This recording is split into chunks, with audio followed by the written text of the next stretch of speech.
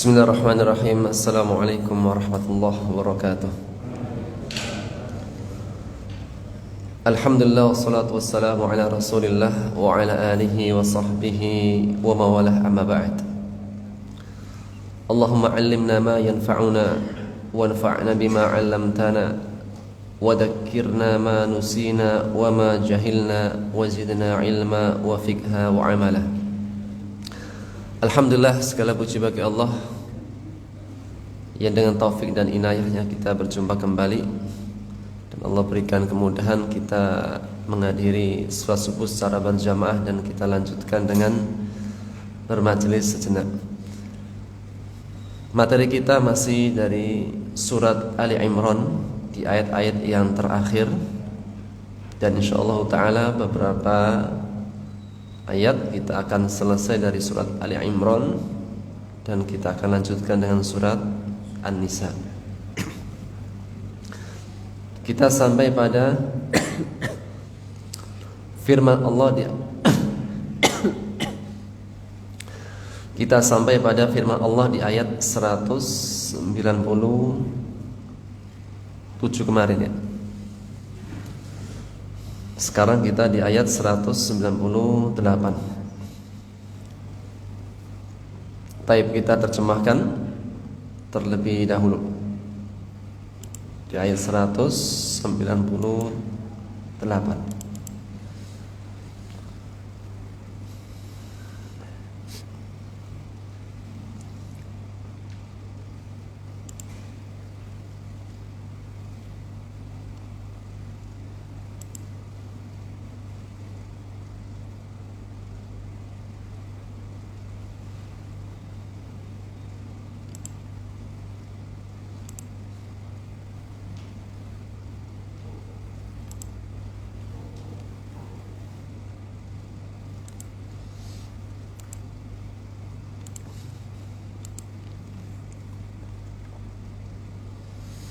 Baik. Ayat 198.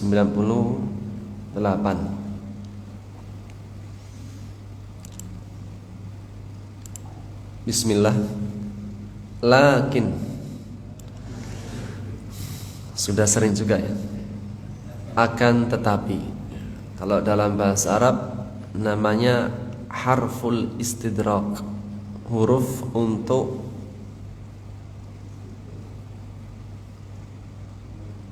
menyusul atau membelokkan dari arti yang pertama. Sebagai contoh, jalannya bagus, jalannya lebih cepat, akan tetapi jalannya kurang bagus. Jadi namanya istidrak. Makanannya enak tapi mahal. Ini apa namanya? Istidrak. Disebutkan sesuatu, kemudian datang berita yang kedua sebagai susulan atau membelokkan dari yang pertama. Taib, sekali lagi, lakin, akan tetapi, alladzina taqaw, orang-orang yang bertakwa, rabbahum, pada Rabbnya, lahum, bagi mereka atau mereka memperoleh, jannatun, surga-surga, tajri, yang mengalir, min tahtiha, dari bawahnya, al-anhar, sungai-sungai, khalidina fiha, mereka kekal, fiha, di dalamnya, khalidina, mereka kekal. Siapa? Orang-orang yang bertakwa. Fiha, di dalamnya, ha, kembali ke surga. Nuzulan, ini sudah kita bahas kemarin.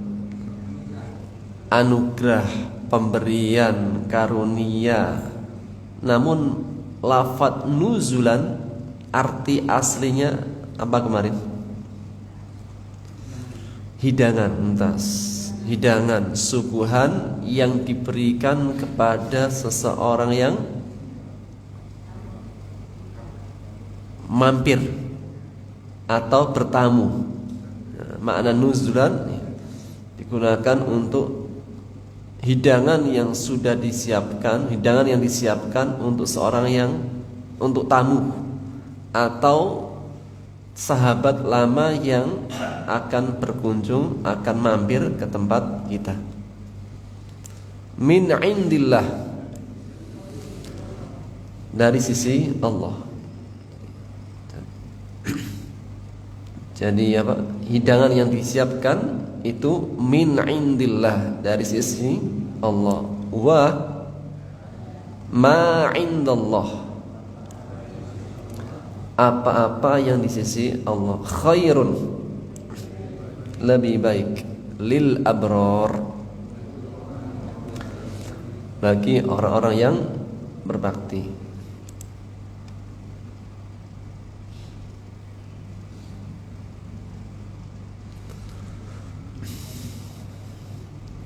Lanjut satu lagi. Wa inna, dan sesungguhnya, min ahlil kitab, dari ahli kitab atau dari sebagian ahli kitab. Jika disebut ahli kitab siapa? Yahudi, Nasrani. Jika disebut ahli kitab maka Yahudi, Nasrani. La, taukid, sungguh, benar-benar. Man, siapa? Kalau di awal, kalau di tengah-tengah ada yang. Laman, sungguh, benar-benar. Man, ada yang. Yu'minu billah, beriman kepada Allah. Wa ma unzila, dan apa-apa yang unzila, diturunkan, ilaikum, kepada kalian. Siapa? Maksudnya di sini orang-orang beriman. Apa yang diturunkan kepada kalian, orang-orang beriman, yaitu Nabi Muhammad dan para sahabatnya. Wa ma unzila ilaihim, dan apa-apa yang diturunkan kepada mereka. Kalau ilaikum, yaitu Al-Quran, kita Al-Quran. Kalau kepada mereka apa sebelumnya? Taurat, Injil, Zabur, dan yang lainnya. Khashi'ina, khusyuk. Apa arti khusyuk? Tunduk takut. Tunduk takut lillah, kepada Allah. Tunduk takut kepada Allah. La yashtaruna, la, tidak, yashtaruna, memperjualbelikan atau menukar. Jual beli itu adalah tukar menukar. Menjual atau membeli itu adalah apa? Transaksi tukar menukar. La yashtaruna, mereka tidak memperjualbelikan atau menukar ayatillah, ayat-ayat Allah. Samanan qalila, dengan harga yang sedikit. Ulaika, mereka itu, lahum, bagi mereka, mereka itu, bagi mereka, ini penegas, pujian, penguat. Ajruhum, pahala mereka, inda rabbihim, di sisi Allah. Innallaha, Sungguhnya Allah sari'ul hisab, sangat cepat hisabnya, sempurna. Wa inna min ahlil kitab, dan sesungguhnya dari ahli kitab, lamay yu'minu billah, sungguh benar-benar ada yang beriman kepada Allah. Wa ma unzila ilaikum,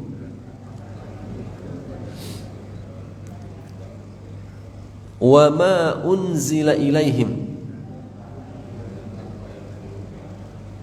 khashi'ina lillah,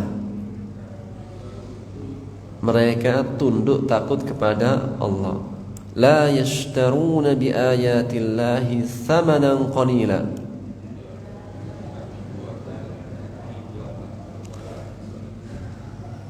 mereka tidak memperjualbelikan ayat-ayat Allah dengan harga yang sedikit. Ulaika lahum ajruhum 'inda rabbihim,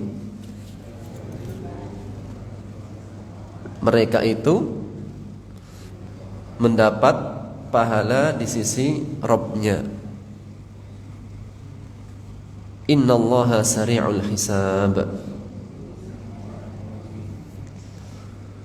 sesungguhnya Allah maha cepat hisabnya. Ayat terakhir, ya ayyuhalladzina amanu,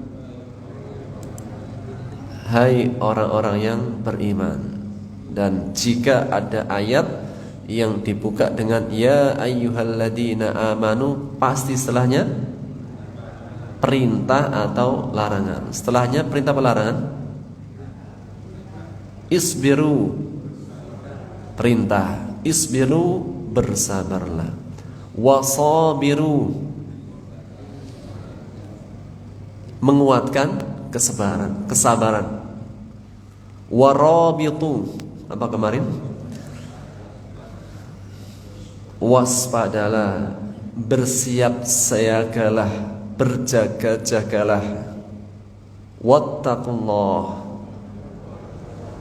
dan bertakwalah kepada Allah. La'allakum tuflihun, agar supaya kalian beruntung. Sempurna. Terakhir, ya ayyuhalladzina amanu, wahai orang-orang yang beriman, bersabarlah dan kuatkanlah kesabaran, dan waspadalah, bersiap siagalah, dan bertakwalah kepada Allah agar supaya kalian beruntung. Alhamdulillah.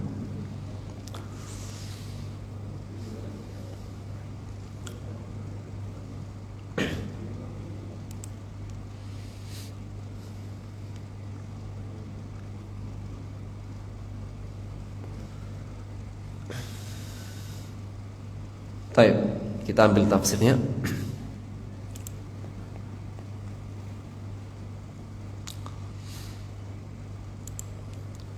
Firman Allah Subhanahu wa taala di ayat 198.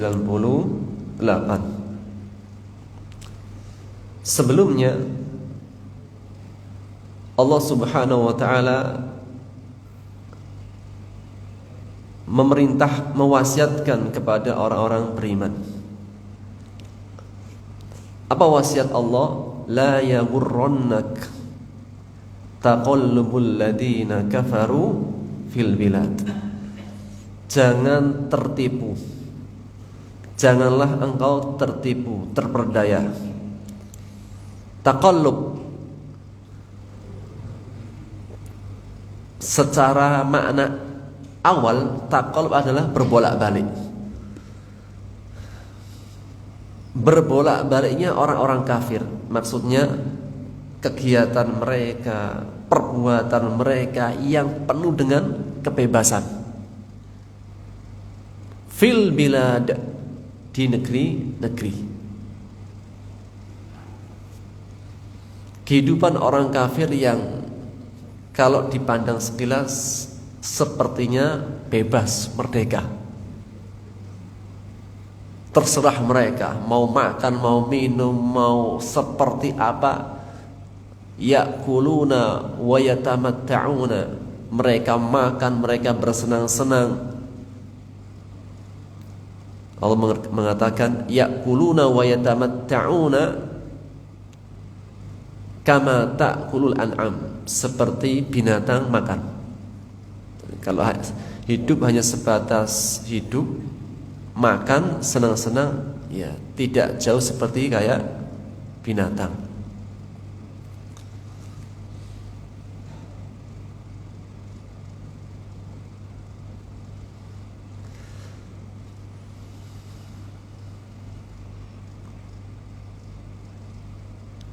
Allah menegaskan mata'un qalil, semua kesenangan orang-orang kafir semuanya adalah mata'un qalil, kesenangan yang sedikit.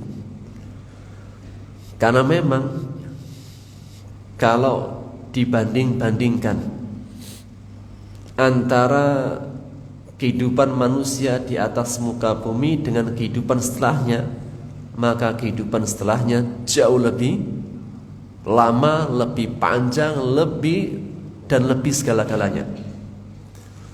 Maka orang kafir, bagaimanapun kehidupan mereka, mata'un qalil, semuanya kesenangannya dikit. Apalagi dunia itu tidak ada yang bahagia murni, itu enggak ada. Ada gak Pak seseorang itu yang di dunia itu bahagianya mutlak murni, gak ada sedikit pun kesedihannya? Gak ada. Keadaannya silih berganti. La tarkabunna tabaqan an tabaq, kalian akan melewati kehidupan setingkat demi setingkat. Ada kalanya senang, ada kalanya sedih, ada kalanya tertawa, ada kalanya menangis, ada kalanya sehat, ada kalanya sakit. Itu kehidupan dunia.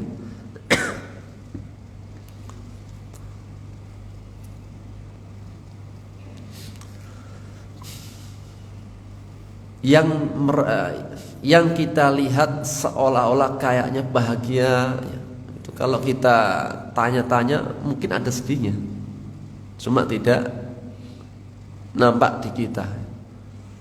Oleh karenanya orang Jawa itu mengatakan sawang sinawang. Ada sebuah kisah orang Jepang, saya lupa namanya, seorang doktor profesor. Dialah orang yang mengkritiki. Di Jepang itu ada kebiasaan yang buruk. Apa kebiasaan buruk?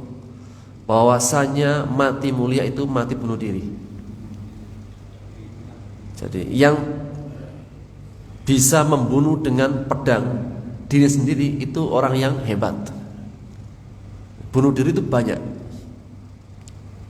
Dan sebagian mereka, orang yang berani membunuh diri itu orang yang hebat. Maka datanglah si dokter profesor ini membuat bantahan demi bantahan. Yang ia mengatakan setiap ceramahnya, setiap seminarnya, intinya adalah sesungguhnya orang yang berjiwa kerdil adalah orang yang mengakhiri hidupnya sendiri. Hanyalah orang-orang yang jiwanya kerdil, kecil, hina adalah orang yang bunuh diri. Sehingga banyak orang yang tersadarkan lewat tulisan-tulisan beliau, ceramah-ceramah beliau, kemudian nasihat-nasihat beliau, hingga akhirnya sedikit berubah mindsetnya. Nah, seorang yang berjiwa kerdil adalah orang yang bunuh diri, menunjukkan dia itu tidak kuat, tidak hebat, sehingga terkalahkan. Berkat tulisan-tulisan beliau, nasihat-nasihat beliau, banyak orang tersadarkan, sehingga beliau itu pernah mendapatkan hadiah Nobel. untuk masyarakat Jepang.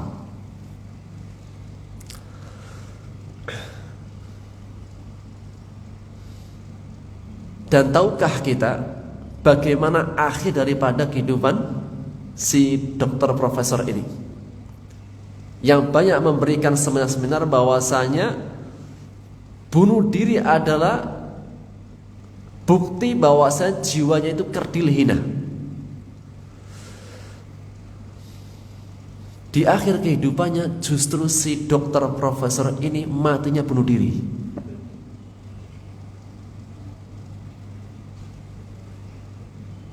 Orang pun kaget. Banyak orang tersadarkan lewat tulisan-tulisan beliau. Justru beliau sendiri apa? Matinya bunuh diri. Maka sebelum bunuh diri menulis sebuah pesan. Dia mengatakan, sungguh harta sudah aku dapatkan, popularitas sudah aku dapatkan, semua yang sudah aku dapatkan. Ternyata masih ada permasalahan pada diriku yang aku tidak bisa menyelesaikannya. Sehingga tidak ada jalan lain untuk menyelesaikannya kecuali dengan bunuh diri.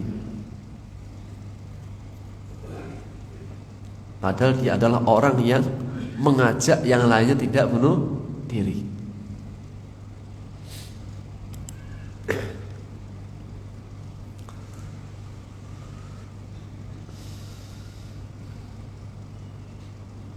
Yang ingin kita ambil faedahnya dari kisah ini,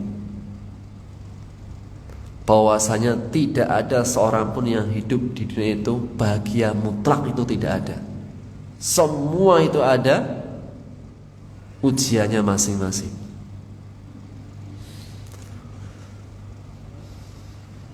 Jadi orang sehat ada ujian enggak, Pak? Jadi orang sehat hartanya lapang, jiwa raganya sehat, mau apa-apa bisa didapat dengan mudah. Ujian tidak? Ujian.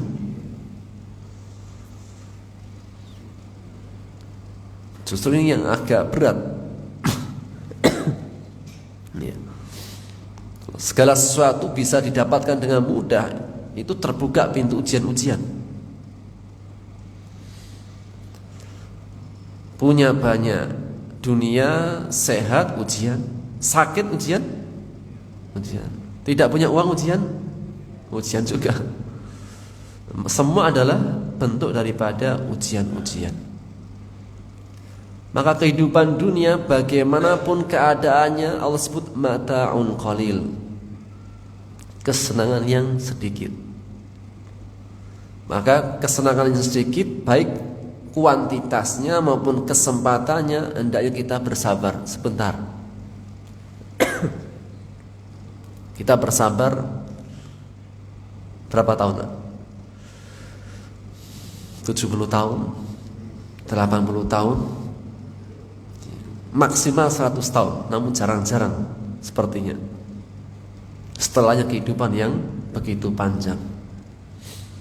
Maka orang-orang kafir tersebut mata'un qalil, kesenangannya sedikit. Summa ma'wahum jahannam, kemudian kembalinya ke neraka jahannam. Wa bi'sal mihad, seburuk-buruknya tempat tinggal. Itu bagi orang-orang yang kafir, yang ingkar kepada Allah, kepada Nabi Rasulnya, kepada kitabnya, kepada hari akhirat. Maka seseorang yang kafir, yang kufur, meskipun dia mendapatkan dunia dengan sangat banyak, semua adalah mata'un qalil, kesenangan yang sedikit.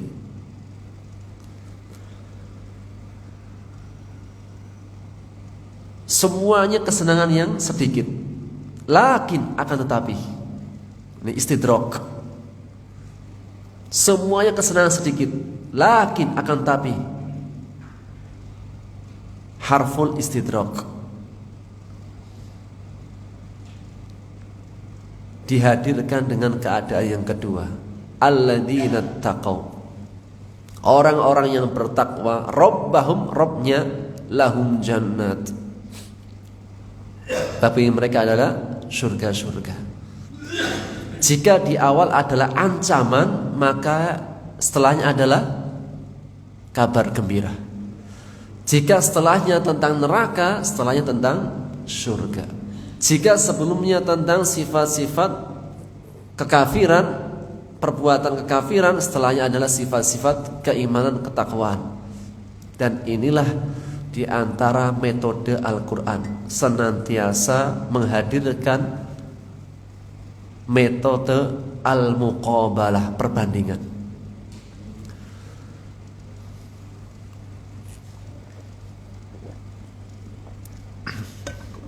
Sehingga seseorang ketika membaca Quran itu rasanya rasa menggugah perasaan, menggugah hati. Ada kalanya dibikin takut, ada kalanya dibikin senang. Makanya apa? Penulisan novel anak muda itu metodenya meniru Al-Quran. Ada kalanya dibikin gembira, ada kalanya dibikin sedih. Dan itulah metode Al-Quranul Karim, metode al-muqabalah. Dan juga menjadi perbandingan kepada manusia. Silahkan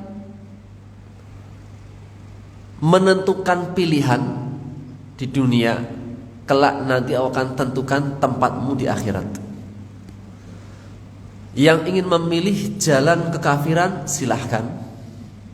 Yang ingin memilih jalan menjadi orang-orang yang bertakwa, silahkan. Tentukan pilihanmu di dunia, Allah akan tentukan tempatmu di akhirat. Semua bermula dari dunia. Pilihan di dunia menentukan tempat kita di akhirat. Lakin akan tapi alladzina taqaw, orang-orang yang bertakwa, Rabbahum, yang mereka bertakwa kepada Rabb mereka. Jika disebut bertakwa, sudah pasti muslim, sudah pasti mukmin, karena levelnya lebih tinggi. Dan apa itu makna takwa? Takwa secara arti bahasa adalah takut.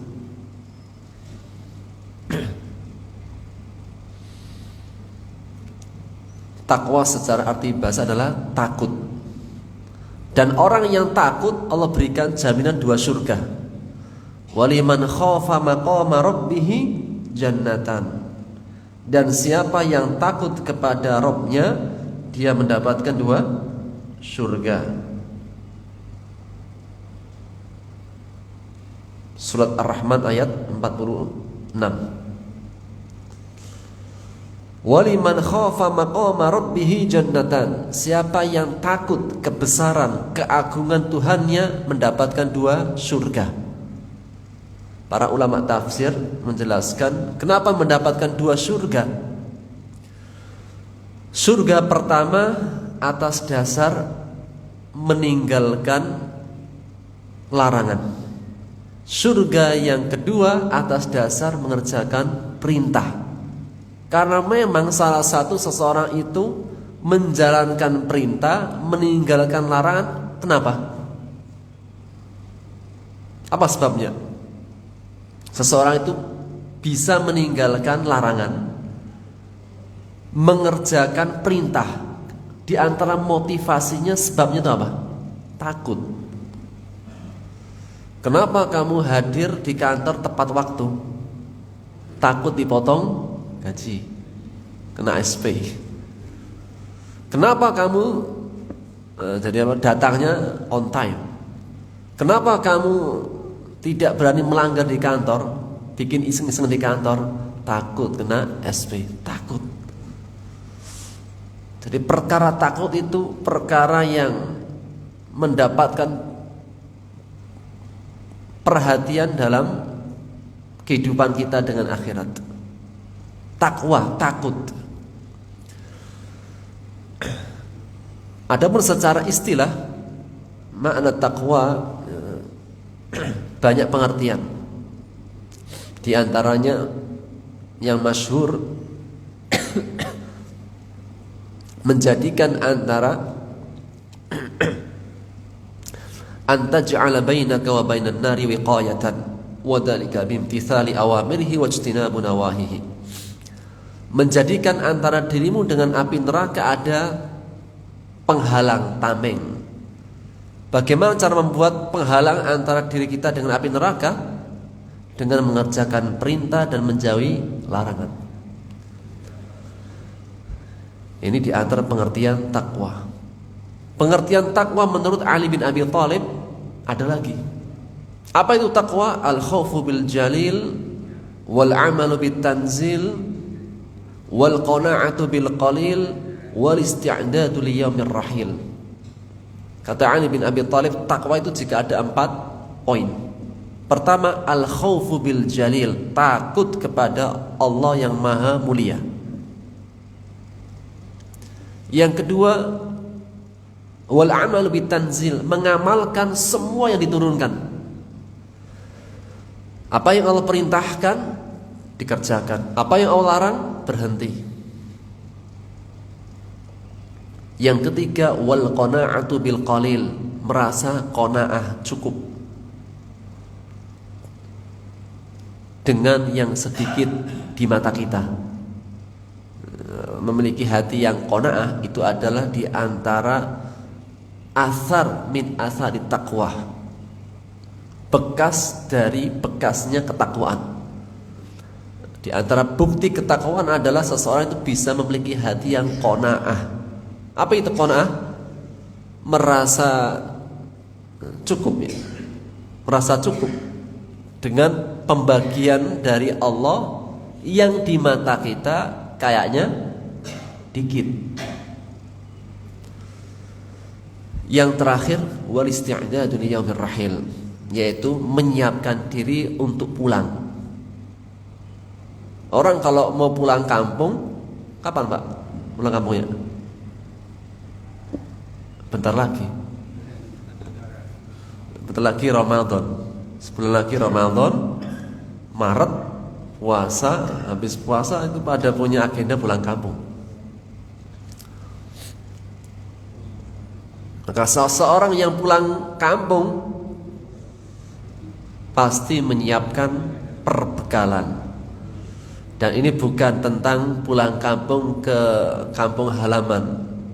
Ini pulang kampung ke kampung halaman yang abadi dan hakiki dan selama-lamanya. Maka kata Ali bin Abi Thalib, seseorang yang bertakwa adalah orang isti'dad li yaumir rahil, yang dia punya persiapan untuk hari kepulangan.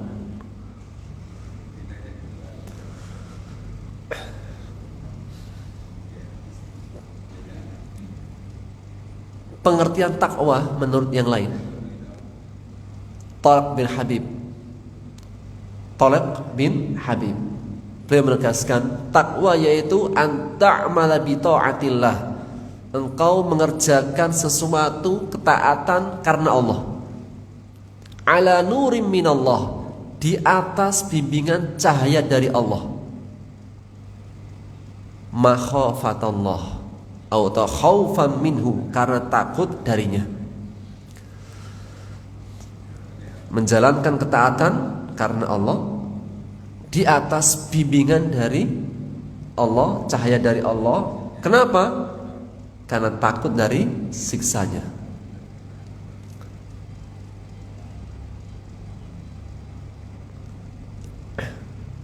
Wa antatruka maksiatillah lillah, dan engkau meninggalkan larangan kemaksiatan karena Allah di atas bimbingan cahaya dari Allah,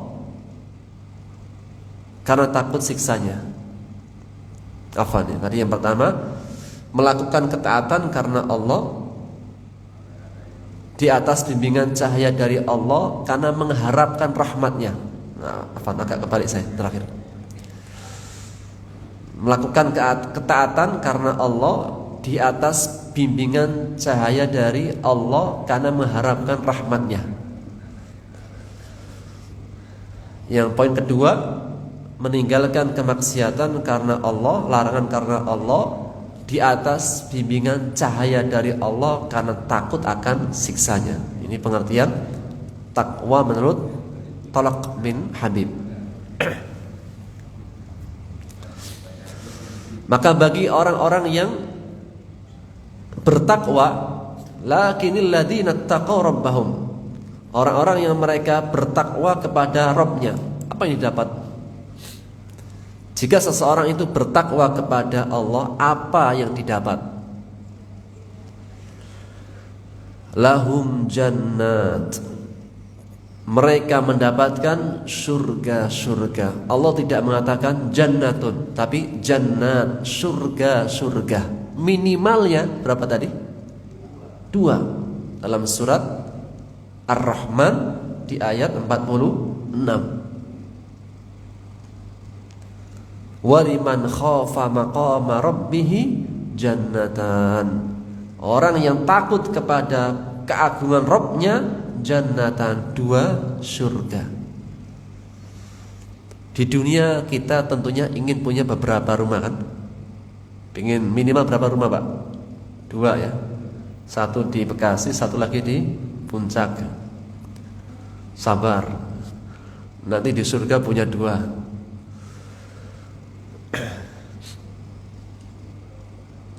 Dan di antara ilmu tafsir itu membahas tentang jika disebutkan sebuah kenikmatan, maka menunjukkan semua kandungan-kandungannya. Maknanya, jika disebutkan rumah, apa yang di rumah Pak? Jadi ini apa? Jika disebutkan rumah, itu hanya tembok, lantai, apa ada apanya di rumah? Di rumah itu ada Pak, dikatakan rumah, itu ada apanya? Semua yang terkandung di dalamnya. Di rumah itu ada kamarnya, ada kamar mandinya, ada dapurnya dengan semua peralatan dapurnya, ada ruang tamu dengan semua peralatan ruang tamunya, ada kamar tidur dengan semua perangkat-perangkat alat tidur. Dan rumah ada apa? Ada istri, apalagi Pak? Anak, apalagi? ART, ada makanannya. Jika ada dapur Pak, insya Allah ada makanannya. Yang kita ingin ambil faedah, jika disebutkan surga, maka hadirkan semua yang terkandung dalam surga.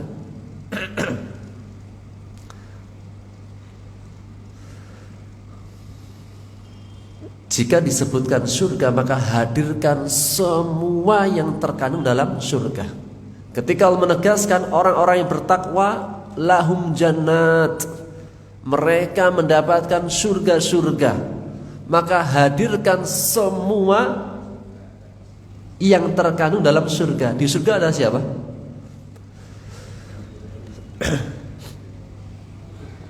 Di surga kayak belum kunjungan ya. Belum kunjungan Pak? Belum. Kapan kunjungannya nih? Kapan kunjungannya Pak? Nyiapkan bekal dulu. Baik Pak, coba kita ambil satu ayat ketika membahas tentang surga. Kita bisa hadirkan di antaranya ya, tentunya banyak ayat-ayat membahas tentang surga. Kita coba tengok surat At-Tur ayat 21. Coba kita tengok At-Tur ayat 21 sampai ayat yang ke-28.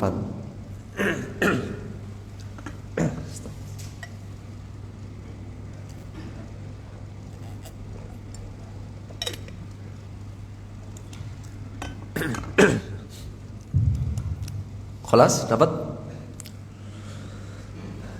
Tadi surat apa Pak? At-Tur. Coba saya buka surat At-Tur.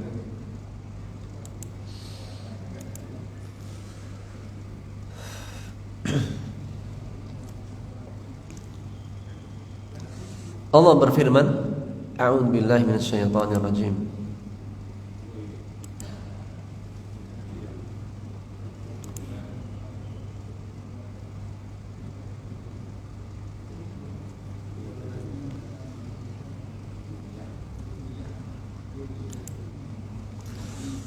Walladzina amanu wattaba'athum dzurriyyatuhum biimanin alhaqna bihim dzurriyyatahum wama alatnahum min amali min syai' kullu imri'in bima kasaba rahin.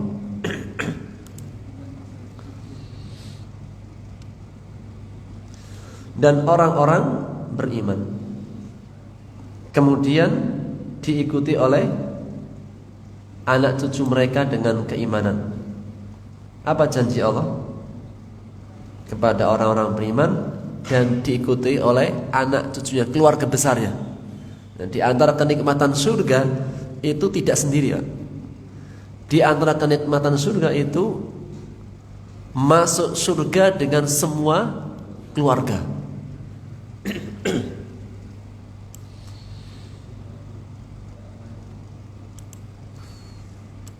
Setelah masuk surga dengan semua keluarganya, keluarga besarnya,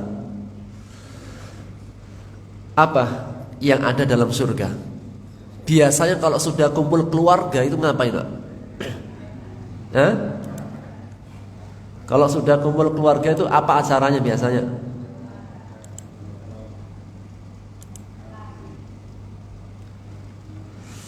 Setelah kumpul keluarga, Allah mengatakan amdadnahum bifaqihah, kami memberikan buah-buahan.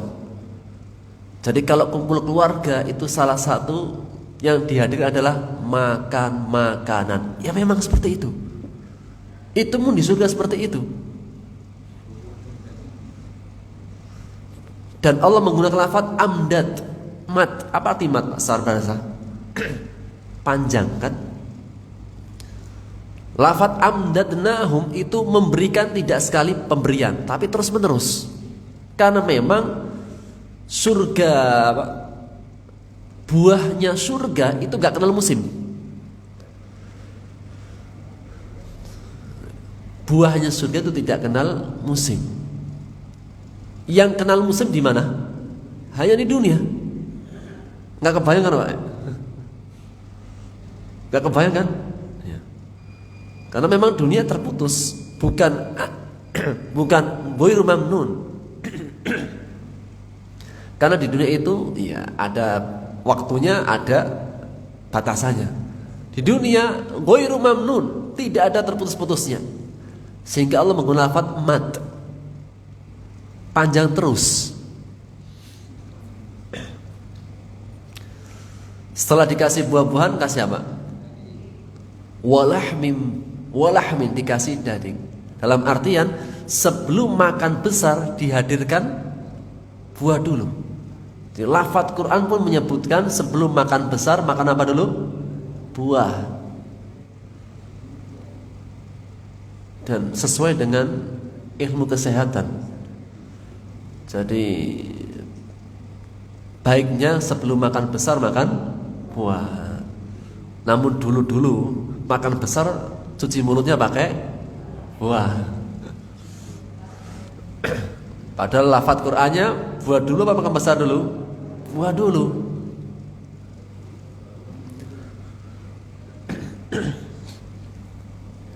Dan lebih menariknya lagi, Allah mengatakan mimma yashtahun, daging buah-buahannya dan dagingnya mimma yashtahun, apa-apa yang kalian suka, yang kalian inginkan. Kalau kita ketemuan keluarga kemudian dihadirkan buah-buahan, apakah buah-buahan yang dihadirkan yang kita sukai? Belum tentu kan. Kita pengennya durian, tapi yang dihadirkan jeruk, pisang. Mana duriannya nih? Oh, belum sempat beli. Tapi di surga enggak. Justru yang buah yang dihadirkan, makanan yang dihadirkan adalah mimma yashtahun, dari apa-apa yang mereka punya syahwat, keinginan. Gak kebayang apa ya? Jadi kalau kita hadir, itu makanannya makanan yang paling kita sukai. Kalau kita hadir di sebuah acara keluarga kita, apakah yang dihadirkan pasti makanan kesukaan kita? Belum tentu. Ya intinya apa? Ada makanan banyak gitu. Itulah perbedaan kenikmatan dunia dengan surga. Di surga itu mimma yashtahun, buah-buahannya, dagingnya itu hanya yang kita sukai. Dan makanan ahli surga pertama kali apa, Pak? Sudah pernah kita bahas. Kalau ini kan sudah pertemuan keluarga besar. Pertama kali masuk surga, itu pertama kali dikasihnya makanan apa? Masuk surga dikasih makan pertama kali. Sudah pernah kita bahas jauh-jauh. Ketika apa? Rasulullah SAW ditanya, "Ma ta'amu ahlil jannah?" Makanan apa makanan pertama penghuni surga?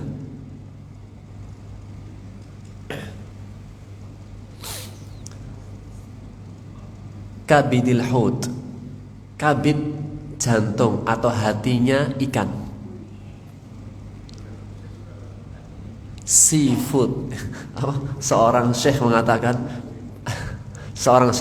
dari hadis ini, makanan pertama ahli surga adalah seafood. Bahri, makanan berupa laut. Kabidil hut. Hatinya sebuah ikan.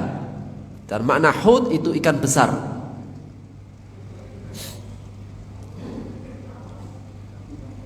Ya, nanti dicarikan hadisnya. Tugas PR.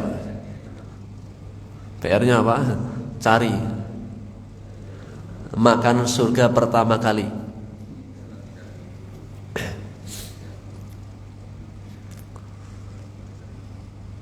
Jadi di surga pun ada seafood, ada. Kan di antara makanan yang enak, Pak, di antara makanan enak seafood kan? Iya. Makanan bahri, makanan laut. Iya.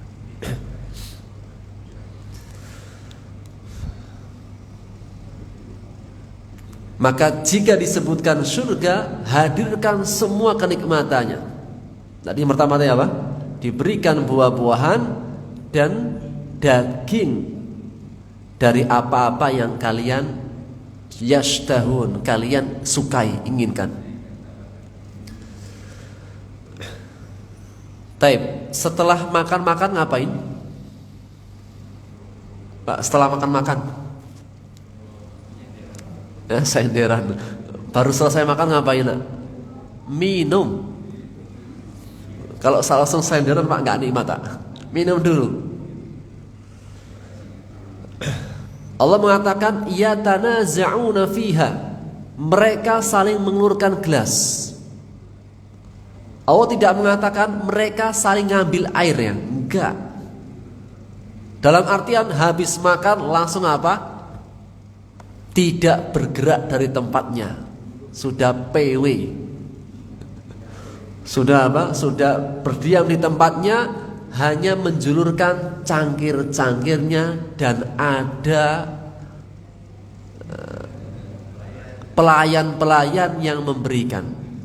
Jadi di antara kenikmatan surga itu enggak sampai bergerak untuk ngambil makanannya, minumannya. Semua disuguhkan oleh pelayan-pelayan penghuni surga. Dan habis makan dikasih minuman apa? Ka'san. Kata para ulama tafsir, jika disebut lafadz ka'san, ka's itu artinya gelas yang ada pegangannya, Pak. Dalam bahasa Arab, kalau kub itu cangkir, kalau ka's itu gelas yang ada pegangannya. Dan gelas yang ada pegangannya adalah gelas yang digunakan untuk minum khamr.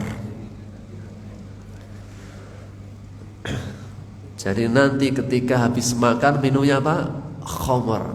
Khamrnya surga. Biasanya seseorang kalau minum khamr, apa yang terjadi Pak di dunia? Sudah pernah semuanya nih pengalaman.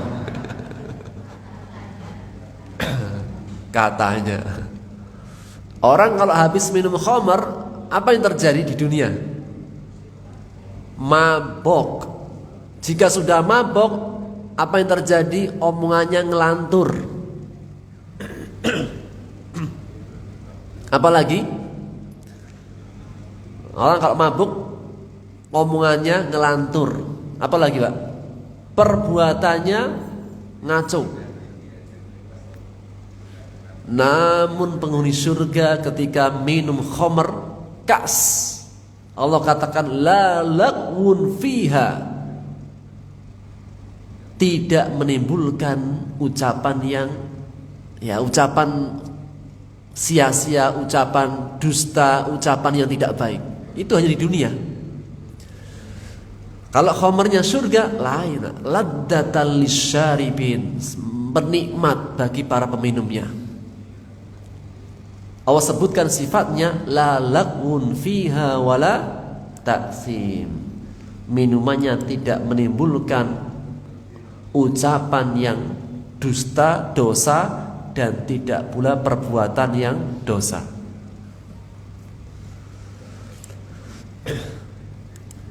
Siapa yang melayani mereka? Ya. Kalau ketemuan keluarga biar bisa santai, ngambil sendiri apa diambilkan? Ya.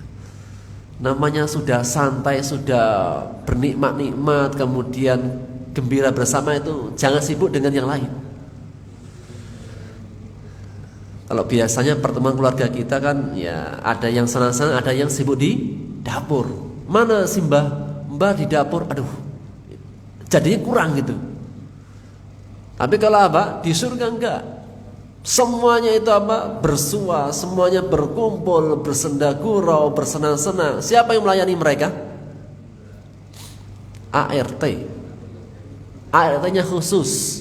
Yatufu alaihim ghilman. Mereka akan dikelilingi oleh ghilman, itu anak-anak kecil. Jika disebut ghilman secara makna bahasa Arab adalah anak-anak yang kecil. Anak-anak muda belia berkeliling melayani mereka. Siapa mereka, Pak?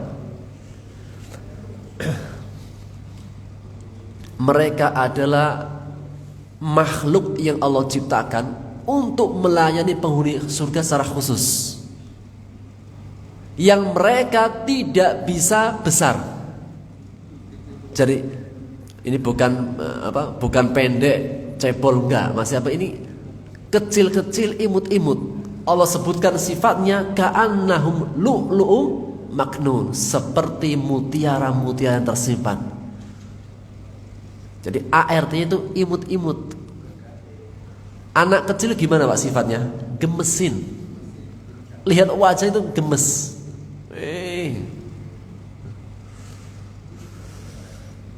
Dan memang kalau pertemuan keluarga biasanya ada Pak. Kalau pertemuan keluarga besar, ada mbah, orang tua, paman, bibi, dan ada apa saja? Cucu juga. Di antara salah satu keindahan pertemuan keluarga itu kan ada anak kecil. Ada cucu-cucu anak kecil yang meramaikan suasana. Apakah meramaikan suasana dengan menumpahkan air minum? Ya gak apa-apa, yang penting apa? Ramai. Demikian juga dengan surga. Tapi bukan anak-anak kita. Kalau anak kita semuanya seumuran. Semuanya apa? Seumuran, di umur yang terbaik dari umur anak muda sebelum sempurna. Jadi umur kematangan berapa? 40. Habis matang kemana Pak? Pisang kalau habis matang berikutnya apa? Mangga, pisang, durian habis matang setelahnya ngapain? Busuk. Itu umur 40 Pak. Umur 40 itu umur kematangan. Sudah 40 Setelahnya 41, 42, 50 berikutnya itu semakin turun. Namun kalau umur surga enggak, 30-an. Umur kematangan adalah umur 30-an. Matang-matangnya umur. Jadi yang sudah 40 ke atas, maaf, enggak masuk surga. Jadi yang sudah 40 ke atas, maaf ya. Jadi apa, ini khusus untuk yang anak-anak muda.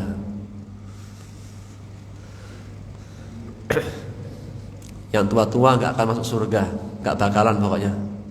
Dilarang. Karena memang di surga itu semuanya adalah umur muda. Umur berapa? 30-an. 30-an. 33, 30. Yang pasti tidak sampai umur yang matang. Umur matang berapa? 40. Karena habis matang busuk. Itu buah-buahan. Ya memang seperti itu, habis matang itu turun. Sehingga Allah mengatakan mereka dikelilingi, melayani anak-anak kecil yang mereka seperti mutiara-mutiara yang tersimpan. Allah. Wa aqbala ba'dum ala ba'di yatasa'al. Akhirnya mereka saling bertemu, bertatap muka, tegur sapa. Mereka bertanya-tanya, kita kok bisa masuk surga semuanya ya? Dulu ngapain ya kita? Satu sama lain saling bertanya-tanya. Alhamdulillah bisa masuk surga. Ini dulu apa amalan kita nih? Qalu, mereka berkata, inna kunna qablu fi ahlina musyfiqin. Sesungguhnya kita dulu di tengah-tengah keluarga kita semuanya takut kepada Allah. Itu menghadirkan rasa takut, ketakwaan di tengah-tengah keluarga. Kenapa kita bisa masuk surga? Karena dulu kita menghadirkan ketakwaan di tengah-tengah keluarga kita. Semua itu apa? Menjalankan perintah Allah, menjauhi larangannya Allah, menghadirkan ketakwaan di tengah rumah besar kita.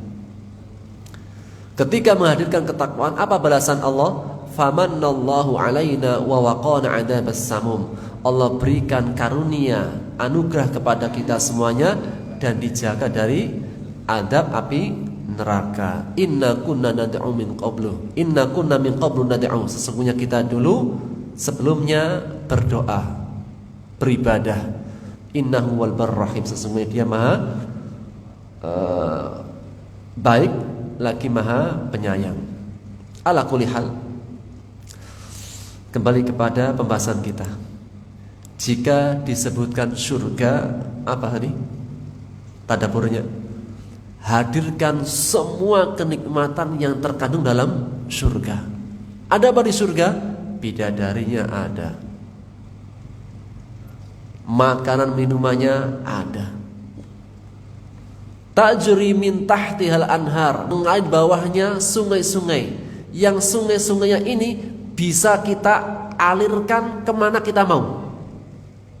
Hari ini di depan rumah sungainya, besok saya pengen di pinggir rumah, besok pengen di dalam rumah, terserah. Terus terang Pak, kemarin kita dengan santri, ini cuma saya ceritain saja Pak. Kemarin kita itu Rihlah di pinggir sungai, ada sungainya pas. Itu apa? Nikmat banget. Ini saya cuma ceritain saja ya. Saya ceritain saja. Jadi apa? Camping di sebuah villa. Villanya di tengah-tengah itu ada sungainya. Itu apa? Bikin tenda di pinggir sungai. Itu apa? Nikmat banget. Malam-malamnya bakaran jagung sama minum teh, kopi. Itu Masya Allah Pak. Tiduran sambil santai apa? Ada suara gemericik air. Itu ternyata apa? Indah. Ternyata apa? Salah satu keindahan hidup itu dekat dengan suara air. Maka lafadznya apa? Mengalir bawahnya sungai-sungai, dan aliran sungai ini bisa kita alihkan kemana saja yang kita suka. Surga, kalau di villa nggak bisa dialihkan, Pak. Kalau di surga bisa kita alihkan, mau di depan rumah, besoknya di belakang, itu terserah kita. Dan sungainya tidak cuma satu, sungainya ada beberapa jenis. Ada beberapa jenis. Apa saja jenisnya? Insya Allah pada pertemuan yang akan datang setelah pesan-pesan berikut ini, karena waktunya sudah jam 6. Insya Allah hari Jumat ya. Hari Jumat katanya ada acara juga. Ya ibu-ibu. Ya. Hari Jumat depan besok ada acara bakso atau apa makanan itu. Saya dapat bocorannya, Pak. Jadi apa? Sekaligus kita bahas masalah sungai. Ini bukan sungai Ciliwung, ini sungainya surga. Insyaallah ta'ala. Biar apa? Biar kita semakin rindu. Kenapa Allah ceritakan tentang kenikmatan surga? Biar kita semakin rindu. Jadi salah satu menghadirkan kerinduan, kasih cerita tentang nikmatnya di dalam surga. Biar rindu, nah cepat-cepat pulang. Seseorang biar rindu dengan kampung halamannya, kasih cerita tentang keindahan-keindahan di kampung. Insyaallah ta'ala semoga Allah hadirkan kerinduan di dalam hati kita dengan surga. Amin. Wallahu ta'ala alam bisawab. Insyaallah kita lanjutkan di pertemuan akan datang. Subhanakallahumma bihamdika asyhadu an la ilaha illa anta astaghfiruka wa atubu ilaik. Assalamualaikum warahmatullahi wabarakatuh.